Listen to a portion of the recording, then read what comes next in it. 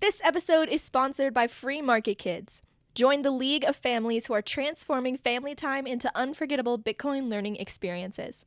With our HODL Up Bitcoin mining board game, you're not just playing. You're building bridges, creating memories, and unlocking the brilliance of the future one block at a time. Hi everybody, welcome to Orange Hatter. Today you're going to be listening to my conversation with Kimberly.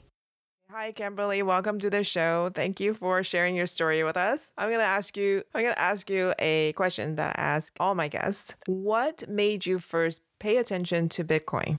I had heard about it through the years, and I think those were all the years I was very busy and raising my kids, like we've talked about, right? Like April 2020, it may have been March 2020. It was COVID. The world had slowed down, right? I thought the whole thing was a hoax.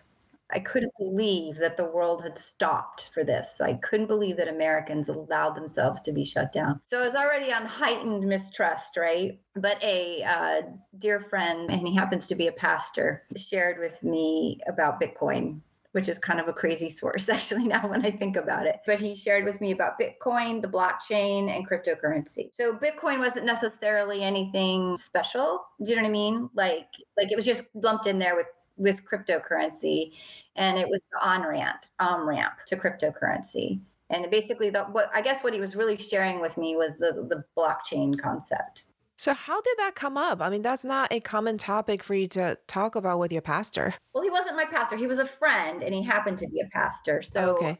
we talk about all kinds of things. Yeah. But you're right. I think he had come across it, like somebody, and he had connections down in Florida, so he had connections outside of our normal circle. But somehow he had just gotten into it, and so then he shared it with me. What about what he said made you kind of perk up? I think it was the asymmetric bet, so to speak, right? The upside potential for it. He definitely talked about blockchain and this idea of kind of this technology of the blockchain and how it was going to allow for smart contracts. And, he used kind of some of those buzzwords. That's a really good question. I honestly, I think it was the investment, the potential for returns at that point in time. If you heard that phrase, I came to make money and I stayed for the revolution or something, something like that. Like people came because there's the opportunity to make money in it. And then as they started to learn about it and what it was, it's not about making money anymore. It's about what it actually represents. So I think at the time that he introduced it, it was like, oh, it's this cool technology. It can do this, right? Yeah. Then as I've learned more and now I know what it's about, but it took me a while to get there. I think it took me probably a good year or so before I got there. So when he started talking to you about Bitcoin and you thought of it as an investment vehicle, what was your goal when you were considering it as an investment? What were you trying to achieve? To make money. To make money. Yeah, it's definitely.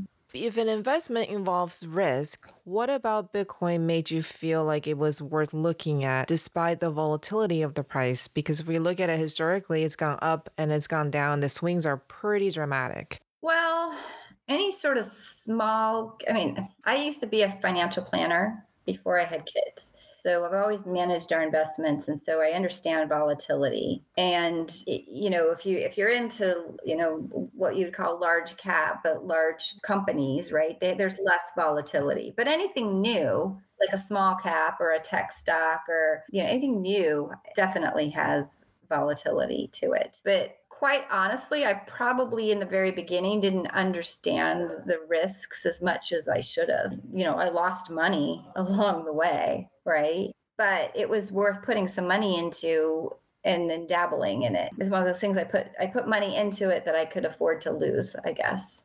Right. And that is the way you manage risk, right? You don't put money in it that you can't afford to lose. And you also don't put money into it that you need in a certain time frame. So I always talk to people about that when I'm talking about Bitcoin, like because it is volatile. You don't want to put money in it that you're going to need in 12 to 24, 36 months, right? Because you don't know where it's going to be. In the long run, we know it's going to go up, but in the short run, we don't know because it's volatile and it's impacted by a lot of different things. Yeah, for sure. So you said that your background is financial planning and you've always invested your family's money. What I've been asking some homeschooling parents to think about is the notion that we tell our kids when they grow up they have one job. Most people have one job, right? They're preparing themselves for a certain career and they have a job. But the truth is, all of us have to have two jobs. We have one job to earn money and one job to try to keep it. So can you talk about that from a financial planner point of view with our financial system today, with our US dollars today, why you may or may not agree with that statement? Absolutely. Our financial system today is really difficult. My husband and I guess it's probably because I was a financial planner, we have saved money. I have saved money from the get-go. From day one since I've had it, I would put 10% away. Right? Like we have been very faithful, consistent planners or savers, and always, saved and planned for the future. And because of what I did, like I was aware of, what it meant to be in an IRA, or, that you wanted to max out your 401k and you want to take advantage of any tax benefits that you can get, just things like that. But all of that, for the typical American, or for, the typical person, that's the second job, right? Just to keep up with all of that takes a lot of time and reading, and it's not necessarily something that people are interested in or want to do, right? And then they end up using a financial planner for help, or they don't do it. or they do it and they make mistakes along the way. But our system is fairly complex because you do have to not only save money, you have to have a rate of return on that money, so that money can hopefully, there's no such thing as compounded interest when interest rates are zero, right? So, you put your money in the stock market, hoping that you can get like an average 8% rate of return. Sometimes some years it's up, some years it's down, and you just hope over time, right, that you're going to get that rate of return. But with inflation, right, like these days, we're not even keeping pace with inflation in the stock market, and inflation. I've learned a lot more about inflation in the past few years, right? I didn't fully understand what inflation was and how it was being created, and all of that. And again, so if people, you have to, you have your paycheck and you're earning money just to pay for expenses along the way, but along with that, you have to keep enough aside to, provide for retirement. And we're all going to be at that point someday where you can't work. You may want to work, but you're probably going to be at a point where you can't work and you can't count on Social Security to be adequate for you. You're right on the point, because I'm just thinking back to the financial advice I was given right out of college. And it was the same thing that you have said just now, which is save 10% of your money and put it in either a mutual fund or some kind of stock that you choose yourself, right? My sort of reality over the last several decades has been, even when I try to do the right thing, when there's a layoff, which my husband went through several, like every time there was a financial crisis, the layoffs would just impact hundreds of thousands of people. And unfortunately, we were included in that several times over. Every time there's a financial crisis, the layoffs will impact us. And whatever you try to save through that 10% a year, and you put it in the stock market and hope that it'll keep up with, the inflation rate and stuff. When you go through a financial crisis like that, it would be gone. It would be eaten up so quickly when you go through that. And then if you go through it several times, you go into a hole. And then it's like, I thought I did all the right things. I studied hard. I saved 10% of what I made. And every time these bankers would mess with the financial system, we pay the consequence for it.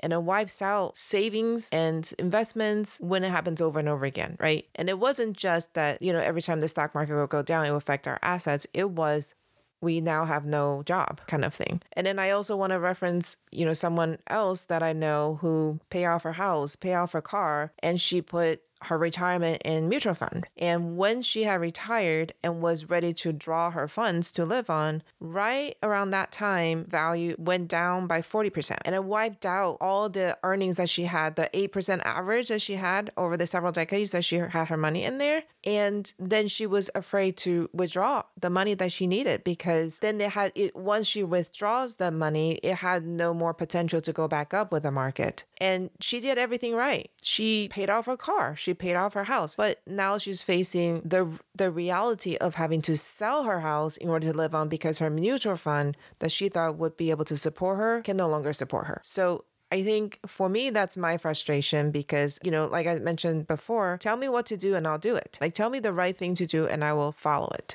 There are no guarantees. And I feel like it's just been so disappointing. And I get to the point where I feel like I don't know how to tell my kids prepare for financial success because I no longer understand what the right path is. Like you see these kids who become bazillionaires when they're in high school because they have a successful YouTube video. They're 16 or 17. And you see doctors who go through medical school training, become a specialist, and then they are squashed by the insurance payments.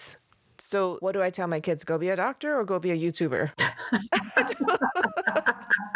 I don't even know what to tell them now. I completely understand because that's exactly where I'm at with my kids, right? Our kids are the same age. We're launching them. Yeah. And everything that would have been sort of status quo that I would have thought was the right thing to tell them, maybe the past decade or whatever, right? Like none of that applies anymore.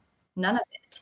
And you bring artificial intelligence in there and it's even more complex because every career, and I know this is off topic, but like every career is going to be affected by that. Every job, the white collar college educated jobs that like our kids are headed into, all of that's all going to look different. I have no idea where to steer them. Thinking with my kids, like, okay, you need to jump into Bitcoin, like understand that. Right. Yeah. Or you better learn how to work with artificial intelligence, right? You better be able to embrace that and be able to contribute to that somehow. Otherwise, I don't know.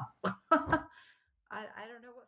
Thank you for joining us today. We will continue this conversation tomorrow. Be sure to come back and hear the rest. See you next time.